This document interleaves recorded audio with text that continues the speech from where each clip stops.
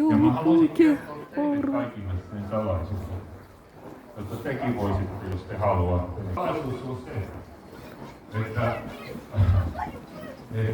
nämä teidän lapset ja kaikki lapset tietää sen.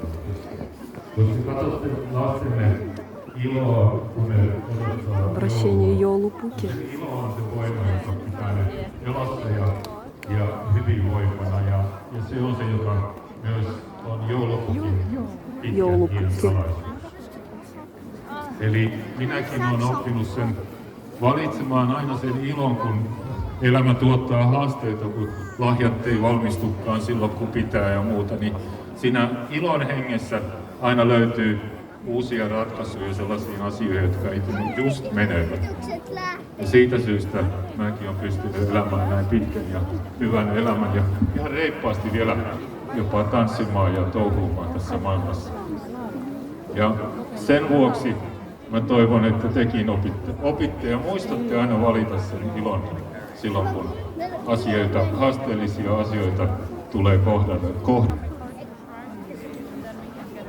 Jag skulle vilja påminna er alla om glädjens betydelse, hur viktigt det är.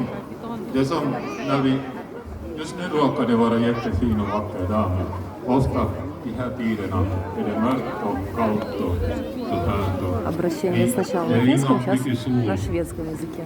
Som syns, men just nu är det faktiskt.